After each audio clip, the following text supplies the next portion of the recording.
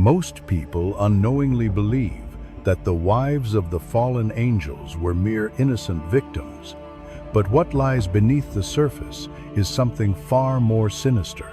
In those ancient times, in a world that was just beginning to understand the vastness of creation, many believed that the history of our ancestors was simple, pure, and without deep mysteries. However, the truth hidden in the shadows of history is darker than anyone could imagine. They were, in fact, part of the greatest rebellion the heavens and earth had ever witnessed.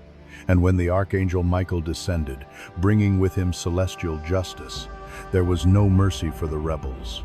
What he did to these women will be something that shocks even the hardest of hearts. A long time ago, before the great destruction that devastated the earth, something happened that tore the fabric of the world as we know it. The angels, beings of pure light and divine mission, were called to watch over the children of men. They were called the Watchers. Sent by God's command, they had the duty to observe, guide, and protect humanity.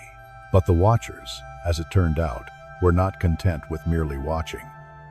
When humanity began to grow and human generations multiplied, something in their hearts was corrupted. Among the creatures walking on the earth, the Watchers saw something they should not desire: women, and not just any women. These women were daughters of the descendants of Cain, the one who had murdered his own brother Abel, and whose lineage had strayed from the paths of the Lord. His descendants, marked by violence and rebellion, were now living, as it was written, beneath the mountain. There they had surrendered to complete corruption, abandoning purity and following the paths of carnal pleasure, the pursuit of immeasurable wealth and absolute power. They were no longer a people who respected God's creation. They only sought to satisfy the desires of the flesh with no fear of the Creator. Ancient texts, such as the Book of Adam and Eve and the Jubilees, reveal the secrets of those generations. Cain, the firstborn of sin, originated a lineage that not only distanced itself from God, but also gave itself over to all forms of corruption. Unlike the children of Seth, who remained on the mountains in holiness and reverence, the children of Cain were determined to follow a path of decadence and ruin. And it was these women, descendants of the corrupted children of Cain, who attracted the eyes of the Watchers. These women were not mere mortals without their own will. They were not naive or innocent. On the contrary, they were thirsty for something more, something beyond the common life they led. They desired power. They longed for more than just earthly love. They wanted forbidden knowledge, secrets that were beyond human comprehension, the arts that the angels possessed. What the Watchers had to offer was not ordinary love, but celestial power, knowledge so deep that it would transcend human limits and the very nature of life itself. When the Watchers approached, what followed was not a tragedy imposed by celestial forces. It was not a story of coercion or violence. No, it was a mutual rebellion.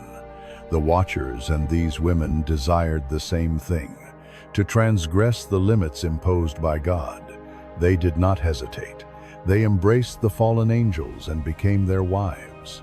And together, in this dark pact of pure insubordination, they brought to earth the Nephilim, hybrid creatures, giants of immense strength, who brought with them not only power, but also destruction and decay.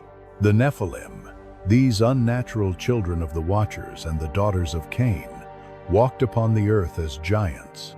They ruled with iron hands, dominating the peoples, and spreading chaos wherever they went. Their hearts were as impure as their fathers, and their actions knew no bounds. Wherever they went, nothing remained but destruction and suffering. And so the world, already marked by sin, was further shattered. For the blood of the Nephilim was not the blood of humanity, but of a greater, deeper corruption.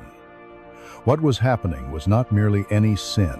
It was a cosmic crime, a direct affront to the divine plan, and the heavens watched everything with unwavering eyes of justice. The moment the transgression was completed, the mercy of the Lord was exhausted. The heavenly court rose, and judgment was inevitable. Not only would the watchers, the fallen angels, be punished, but also their wives, those women who had consciously participated in the greatest rebellion ever recorded in the heavens. These women were not mere spectators of the fall of the angels. They were not innocent victims, as some might believe.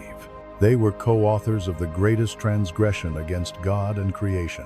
They joined with celestial beings, but not for redemption, and instead for destruction, embracing forbidden knowledge, the power of beings who did not belong to the earth.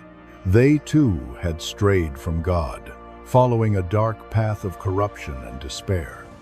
And thus enters Michael, the great archangel, warrior of the heavens, with a dark and terrifying mission. It was not only to imprison the watchers, but to deal with the women who had given birth to the Nephilim in a way that history, with all its attempts to soften the truth, would never dare to tell. What Michael would do next would not be merciful or kind. His actions would be devastating. The world, already teetering on the edge of chaos, would never be the same again. Before we can comprehend Michael's wrath, we must first understand the magnitude of the threat posed by the children of these women, the Nephilim. These beings were not mere giants. They were monsters, creatures of pure abomination. The moment those women accepted the Watchers in a pact of desire and corruption, it triggered a chain reaction that could not be contained. At first, to them, everything seemed like a blessing, a dream come true. Power, knowledge, and union with beings from another realm were deep and ambitious desires, and they accepted them with pleasure. These women were not helpless victims of a cruel fate. They seduced the angels, accepted the pact, and became part of a rebellion against God. Ancient texts such as the Book of Adam and Eve and more arcane Jewish traditions reveal that these women were already corrupted. They were part of the lineage of Cain, whose descendants had long strayed from God. They did not pray for holiness. They did not cry out for forgiveness. On the contrary, they wanted the power the Watchers offered, longed for the transformation that union with the angels provided. And upon conceiving the Nephilim, an indescribable evil spread across the earth. The Book of Enoch, which tells the story of the Watchers, describes in horrifying detail the birth of the Nephilim. When these women gave birth, they did not bring forth ordinary children, but gigantic beings, monsters of unimaginable strength. What men had, the Nephilim consumed without mercy, and when humanity had nothing left to offer, these giants turned against men themselves, devouring them, destroying them, dragging them into an endless abyss. But the destruction did not stop there. The Nephilim, in their monstrosity, taught men secrets that should never have been revealed: sorcery, enchantments, weapons crafting, and war strategies. The heavens had concealed this knowledge to protect humanity, but the Nephilim twisted and corrupted them, using them to spread terror. Human blood spilled. Innocence was destroyed. God's creation was profaned. And the most disturbing of all, the women, the mothers of these hybrids, did not repent. They did not lament what they had done. On the contrary, they reveled in the power they now possessed. They were the mothers of giants, the queens of an empire of destruction. They were the lineage of kings and gods among men. Their children ruled with brutality, and they stood by their sides, proud of their corruption, exalting the terror their sons imposed upon humanity. But the heavens were watching. Michael was watching. The archangel, commander of the heavenly armies, saw everything. He saw what the Nephilim had done, saw the suffering they had caused, saw the growing pride of the women, the mothers of the monsters. And he waited. He waited as these hybrids taught the black arts, as the giants crushed humanity beneath their feet, As the mothers became more perverse, more defiant, God in his infinite mercy gave time, a precious time, time for them to repent, time for them to turn away from the evil they had helped unleash, time for them to reject the power they had so freely accepted. But they did not. They did not reject corruption. On the contrary, they embraced it more tightly, and then the Lord's patience ran out. The measure of iniquity was full, and Michael received his command. Go bind the watchers, judge the women, cleanse the earth. Mercy was gone. What followed would no longer be compassion or forgiveness. It would be divine wrath. And with Michael's wrath, the earth would know a destruction it could never have imagined. The women who once received angelic lovers touching the heavens with their bodies would soon face divine fire. Those arms that held them in ecstasy would now be the cause of their irreversible fall. The mothers who in their union with the Watchers gave birth to giants would now witness the birth of something much more terrifying: destruction. The final judgment that would come to cleanse the world of the evil they had brought into it. It was no longer just an act of rebellion. It was a profound and irreparable corruption. It was a corruption that transcended the limits of the flesh, invading the spirit and the cosmos. The nature of God, creation itself, was being profaned, and Michael, the fiercest and most fearless archangel of the heavenly armies, was about to ensure that every trace of this transgression was eradicated from the face of the earth. The judgment began. The wives of the Watchers, who had once been worshipped and exalted, now found themselves before divine wrath. They who had once been revered as the mothers of giants, venerated by angelic and mortal beings alike, now saw the heavens open against them and destruction descending upon their heads. The Book of Enoch recounts what followed. God sent his holy ones, the most fearsome and powerful angels, and leading them was Michael, not as a messenger of mercy, not as a bearer of peace, but as the executor of celestial justice. Go and proclaim to them, God said, that they will witness the destruction of their beloved. Bind them for 70 generations in the valleys of the earth. The judgment as promised first fell upon the Watchers, the angels who had rebelled and descended to earth to corrupt creation. They were bound, immobilized by invisible chains, and cast beneath deep mountains and desolate deserts where their light and glory would forever fade. But the wives, the women who had given their bodies and souls to rebellion, were not forgotten. According to ancient traditions and the Book of Enoch, Michael did not imprison them as he did the Watchers. Their punishment was even more terrible, more humiliating. Michael ripped from them what they cherished most, the beauty they used to seduce the angels. That grace, that celestial light which made them so desired, was taken from them, leaving only ugliness and deformity. Their faces, once radiant, now became pale and twisted.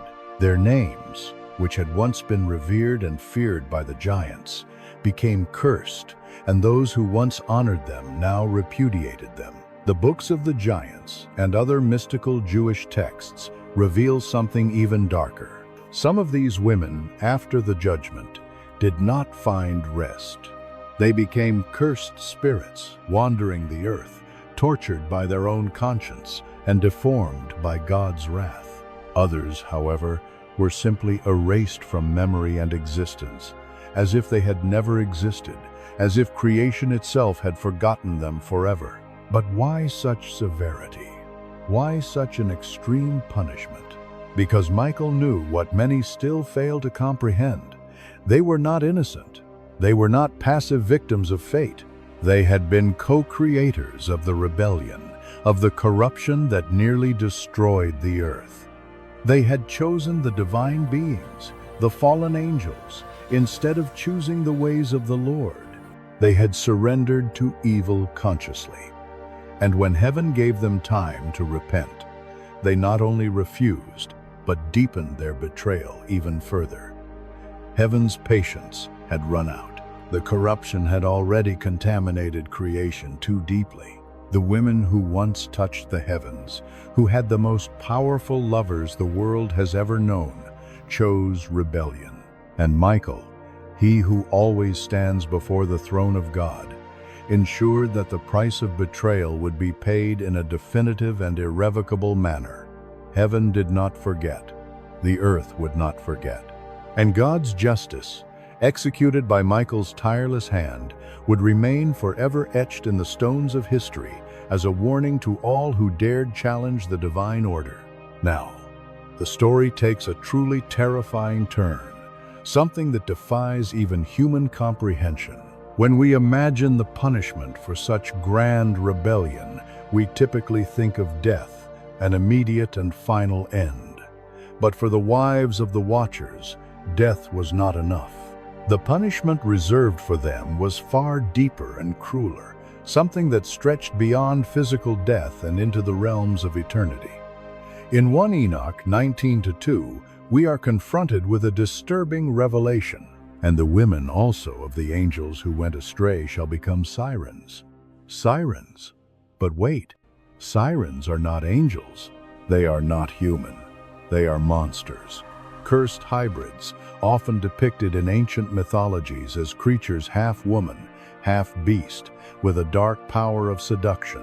But what the curse upon these women represented was not only the physical transformation into monstrous beings, but an eternal condemnation, a punishment that extended throughout creation. In Greek mythology, sirens were famous for their ability to lure sailors to their deaths with their hypnotic songs. They were the embodiment of fatal temptation, the song that led to destruction. But within some Jewish traditions, sirens take on an even darker role. They were seen as unclean spirits, corrupted beings who inhabited the seas and desolate places, creatures with an evil power of seduction and destruction. And this is no mere coincidence.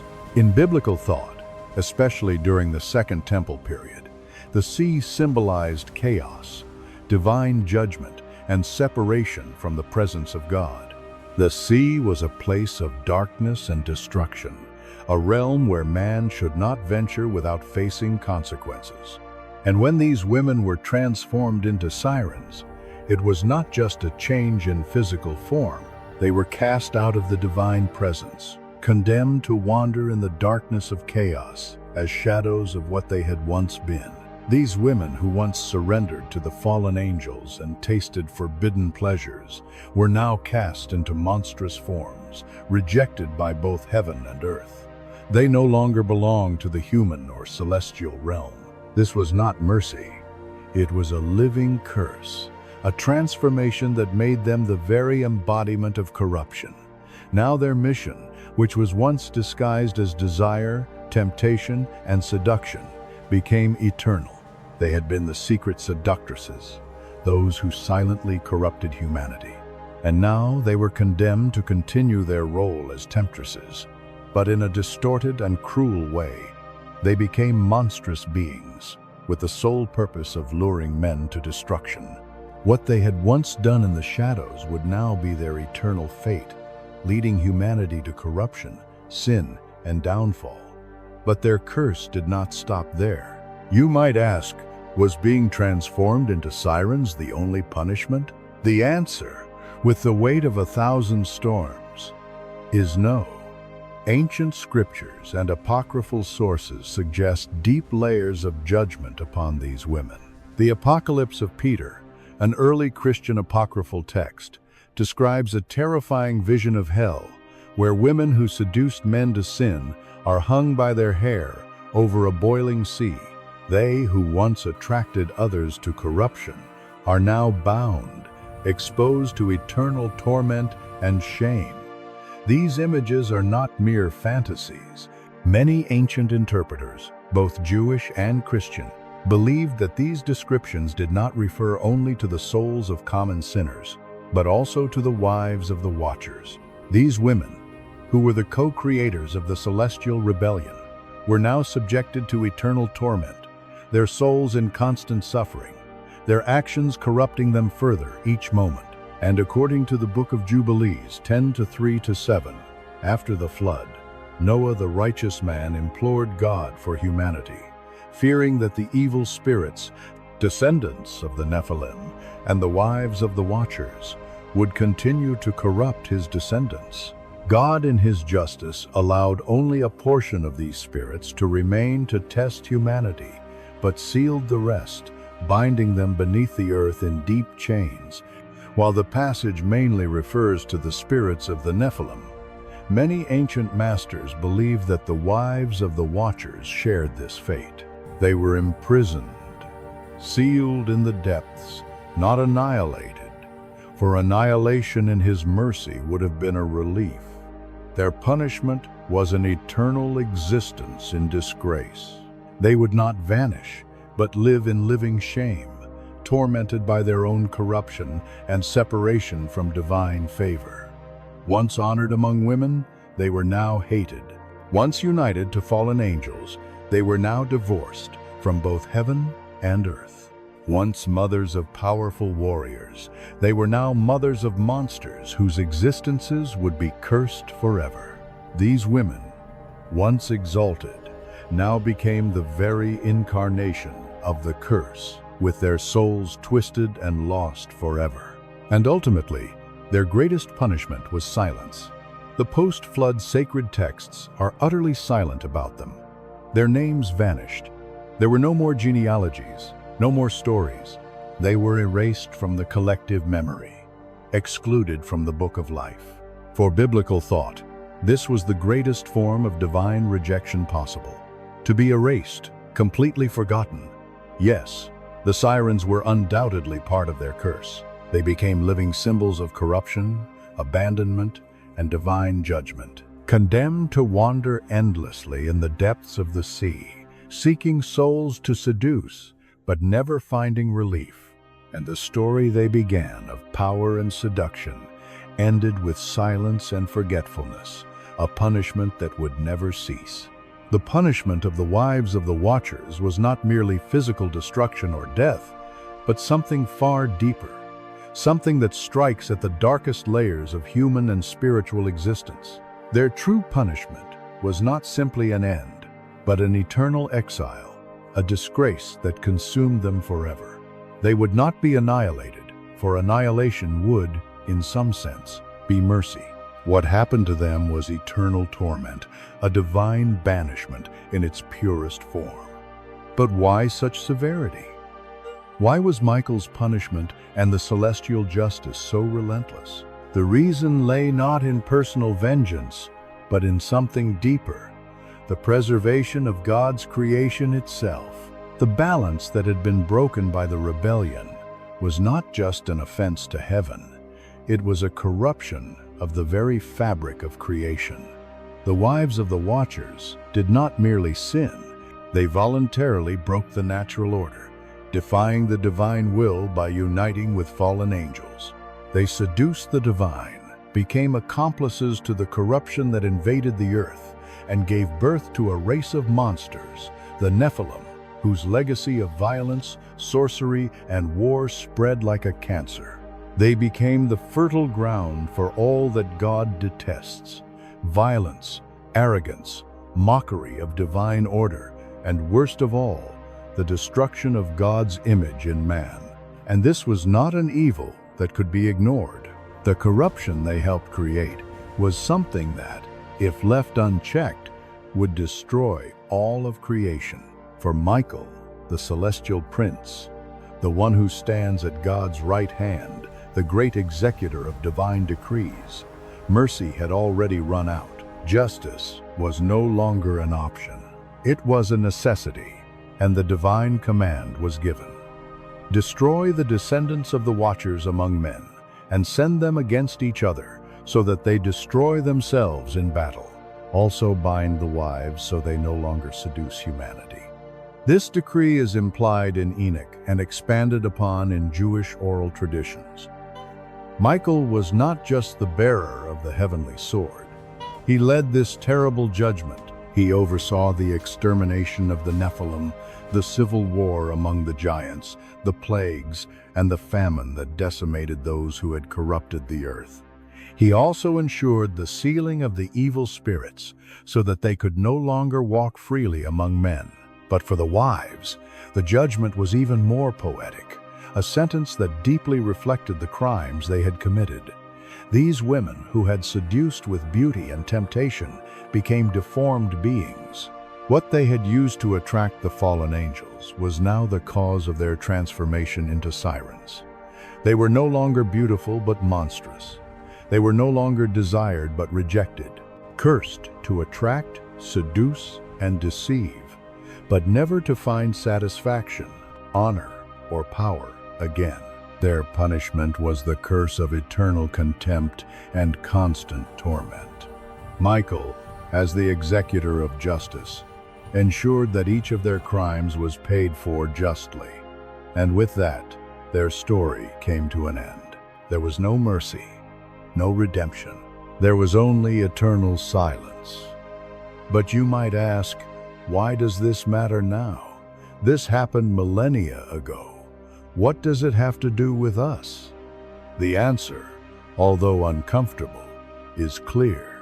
Everything. Jesus gave us a terrifying prophecy that in many ways seems to be ignored in today's world. He said, "As it was in the days of Noah, so will be the coming of the Son of Man." But let's reflect a little more on those words. He wasn't just talking about wickedness or moral corruption. It wasn't just a warning against sin. Jesus was suggesting something much deeper, something dark and disturbing. In the days of Noah, the line between the divine and the human was broken. Evil spirits walked freely on the earth, and the world celebrated rebellion. Corruption wasn't just something moral or physical, but a true inversion of the divine order. And if we look around us today, we see that this line is once again blurring. Transhumanism, for example, seeks to merge man and machine, trying to reach immortality outside of God's plan. Artificial intelligence, with its synthetic consciousness, challenges the idea that life is a divine gift, not a human creation. Human-animal hybrids are being forged in laboratories, playing God, while nature and humanity are being distorted in ways that should never be. Once again, the line between the human and the divine is fading. Profane unions are celebrated while everything that is divine and sacred is mocked and ridiculed. The rebellion that began in Eden, that took shape in the days of Noah, was not eradicated. It evolved, disguised itself, but continues to threaten creation. The Watchers may not have returned, but their spirit is back once again, seducing humanity to mix the profane with the sacred, to tear down the barriers that God has set between the realms. And the rebellious spirits, those ancient demons, children of the Nephilim, never left. They continue to exist, whispering, tempting, warring against the righteous, the remnants of true humanity. And so, while the world celebrates freedom and innovation, the ancient mistakes repeat themselves once again, challenging the divine order and threatening the purity of creation. What happened in the days of Noah? The divine exile and the corruption that took shape might be closer than we think. The story of the Watchers and their wives did not end with the flood. It remains alive in every attempt to profane the divine and dismantle God's order. Here is the good news. Just as it happened before, Michael will rise again. The Bible tells us there was war in heaven. Michael and his angels fought against the dragon. Michael is not only the executor of heaven, he is its protector. Just as he defeated the rebellion of the Watchers and their wives, just as he led the purification of the earth in the days of Noah, he will once again command the heavenly armies to defeat the final rebellion at the end of time. Therefore, no, the wives of the fallen were not victims. They were accomplices in a cosmic betrayal. And when the judgment came, it was complete. Body, soul, and legacy. That same spirit of rebellion is still present in our world today. But so is Michael. So is the heavenly decree. And so is the promise that when evil reaches its peak, heaven will not remain silent. Just as in the days of Noah, so will it be again. But this time, the final battle will not take place in the shadows. Michael will rise, and every rebel, whether spirit or flesh, will face the final judgment. Did you know this story, which is in the Book of Enoch and the Book of Jubilees? Leave your opinion in the comments. God bless, and see you soon.